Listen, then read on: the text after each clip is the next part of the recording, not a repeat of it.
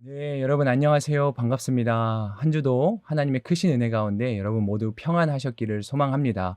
우리가 함께 10월 둘째 주 순모임 말씀 영상을 나누도록 하겠습니다. 우리가 요즘 계속해서 욥기의 말씀을 묵상하고 있습니다. 그 가운데 오늘은 우리가 욥기 2장에 있는 말씀을 가지고 1절부터 13절의 말씀으로 함께 순모임을 나눌 텐데요. 우리가 이 본문을 통해서 고난 중에도 빛나는 그런 욥의 신앙과 믿음에 대해서 함께 나누어 보려고 합니다. 욥은 우리가 잘 알고 있는 것처럼 정말 엄청난 고난을 당했습니다. 끔찍하고 그런 처참한 상황 가운데 놓이게 된 거죠. 사단의 어떠한 참소에 의해서 하나님은 인정했지만 그러나 그것을 끝까지 부인하려 들었던 그런 어떤 사단의 참소 때문에 욥은 지금 이러한 고난을 당하게 되었습니다. 욥이 하루아침에 그의 자녀와 가진 모든 재산을 하루아침에 다 잃게 돼요. 여러분 엄청난 고난이죠. 그런데 그 고난 앞에서도 욥은 하나님을 원망하거나 그가 믿음을 저버리지 않았습니다.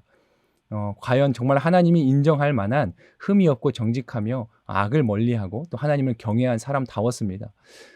그랬더니 이제 오늘 말씀에 이어지는 장면인데 또 이제 그 천상의 모임과 같은 그러한 상황이 지금 말씀에 등장합니다. 또 하루는 이라고 시작하면서 그 역시나 동일하게 하나님의 아들들과 천사들과 여호와 그 하나님 앞에 이제 또 마찬가지로 사단이 나오는 거예요. 그때 이제 하나님이 다시 한 번 더 1절의 내러티브와 비슷한 이야기를 또 이렇게 말씀하십니다. 네가 내 종 욥을 유심히 살펴보았느냐? 뭐 땅 위에 그런 사람이 없다. 여전히 욥은 하나님 앞에 한결같은 그런 믿음으로 칭찬받고 있어요. 1절과 달라진 점이라고 한다면 오늘 2장 3절에 보면 네가 나를 부추겨 아무 이유 없이 망하게 했는데도 그는 아직까지 충성심을 잃지 않았다라면서 여전히 하나님 앞에 한결같은 칭찬을 듣고 있는 욥의 믿음을 보게 됩니다.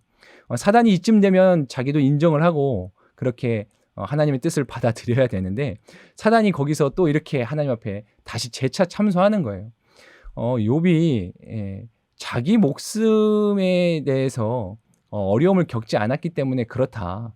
더 쉽게 말하면 오늘 5절에 있는 말씀처럼 하나님이 손을 뻗어서 그의 뼈와 살을 쳐보십시오. 그러면 그가 틀림없이 주의 얼굴에 대고 저주할 것입니다라고 어떻게 보면 더 강력하게 하나님 앞에 그렇게 욥의 신앙에 대해서 욥에 대해서 참소를 합니다.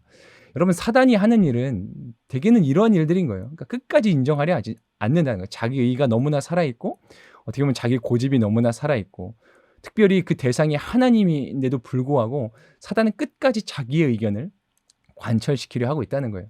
뿐만 아니라 끊임없이 참소하죠. 참소한다는 것은 남을 헐뜯어서 마치 죄가 있는 것처럼 꾸며서 윗사람에게 고발하듯이 그렇게 이야기하는 걸 말합니다. 사단은 끊임없이 무언가를 이렇게 고발하려 드는 자라는 거죠.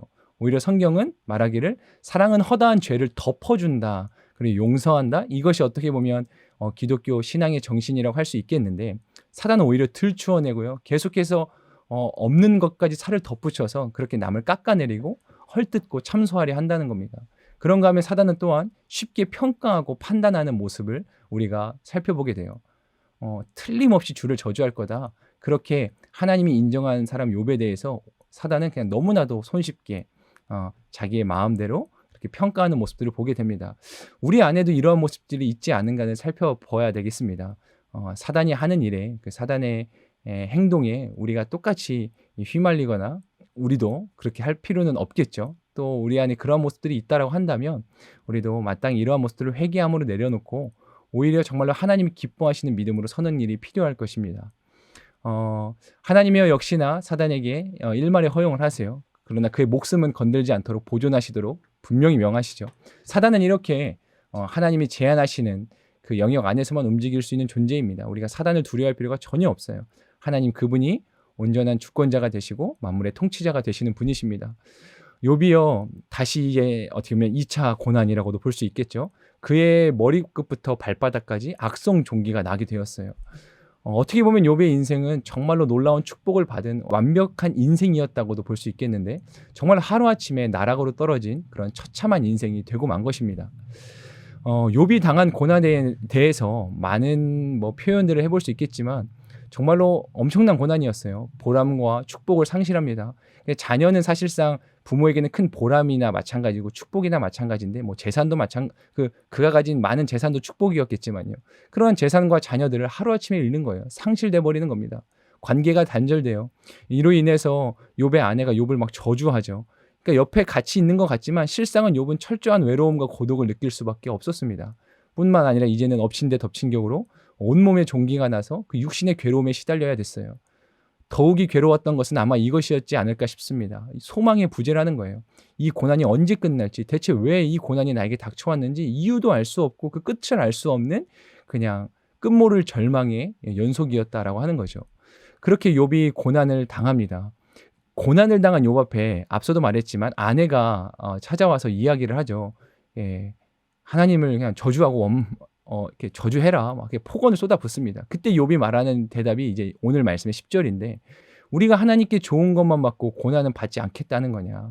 그러면서 이것이 성경이 평가한 욥의 모습이었어요. 이 모든 일에도 불구하고 욥은 입술로 죄를 짓지 않았다라는 거예요. 여러분 정말 놀라운 신앙이지 않습니까? 욥은 아마 마음속에 이러한 질문을 가지고 살았던 모양이에요. 하나님은 내 삶에 어떤 분이신가? 라는 것이죠. 그러나 정작 욥의 아내는 어떠한 질문을 가지고 있었을까? 하나님은 내 삶에 무엇을 주시는가? 그래서 좋은 것을 주실 때는 하나님을 경외하며 따르지만 이렇게 인생에 예기치 않았던 어떤 고난과 아픔이 찾아올 때는 그냥 그 하나님 원망하며 저주해 버려라 이렇게 부추기는 것이죠. 그러니까 욥이 그런 아내에 대해서 당신은 좋은 것만 하나님께 받으려고 하고 그분이 허락하신 다른 것들은 받지 않겠다는 거냐. 그러니까 욥의 아내의 관심은 하나님이 무엇을 주시는가에 따라서 그의 신앙이 좌지우지 되었다는 거예요. 근데 욥은 하나님이 내 삶에 무엇을 주시는가? 그것에 관심을 갖지 않았습니다. 오히려 욥은 하나님은 내 삶에 어떤 분이신가? 그래서 욥은 여전히 끊임없이 그가 믿음 가운데 서서 입술로 범죄하지 않았다는 거예요. 이 성경이 기록하는 입술로 범죄하지 않았다는 걸 우리가 또한 주목해 볼 필요가 있는데 우리가 정말로 살아가면서 많은 죄들을 짓죠. 생각과 마음과 때로는 오늘 성경에 기록된 것처럼 입술로 죄를 짓고요.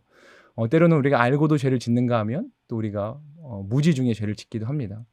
우리가 입술로 짓는 죄들이 너무나 많을 것 같아요. 원망, 불평, 또 불신, 욕설, 부정, 이간질, 조롱, 거짓말 이외에도 너무나 부정적이고 좋지 않은 언어들로 우리가 하나님 앞에 그렇게 입술로 범죄할 수 있다라고 하는 거예요.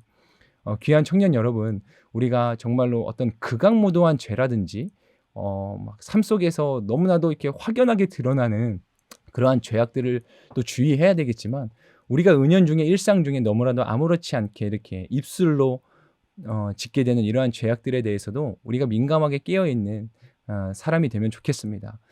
그런 어떤 영적인 민감성을 가지고 살아가는 거예요.